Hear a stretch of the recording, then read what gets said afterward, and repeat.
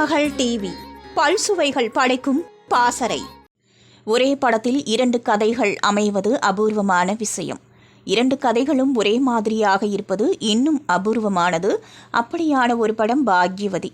இந்த படத்தில் Sivaji Ganesan, Padmini, KA Thangavelu, MN Rajam, K Chakrapani உள்ளிட்ட பலர் நடித்திருந்தனர். படத்தில் சிவாஜி கணேசன் ஒரு குற்றவாளி. அவர் தனது குற்றத்தை மறைத்து பத்மினியை திருமணம் செய்து கொள்வார்.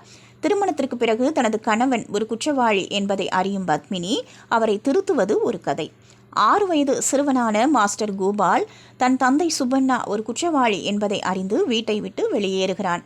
சுப்பண்ணாவின் மகள் MN ராஜம் அவரை திருத்த முயற்சி எடுத்து தோல்வியடைந்து அதனால் தற்கொலை செய்து கொள்கிறார். இது இன்னொரு கதை. 2 கதைகளுமே இரு குற்றவாளியை சுற்றி நடக்கிறது. ஒரு குற்றவாளி திருத்தப்படுவதும் திருந்தாத ஒரு குற்றவாளியால் ஏற்படும் பிரச்சனைகளும் கதைகளின் கரு. இந்த திரைப்படத்தை LV பிரசாத் இயக்கியிருந்தார்.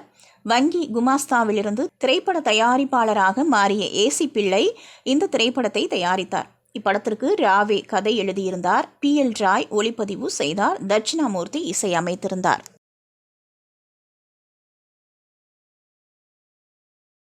திருமகள் டிவியை லைக் செய்து உங்கள் நண்பர்களுக்கும் ஷேர் செய்வதுடன் சப்ஸ்கிரைப் செய்து ஆதரவு தாருங்கள்.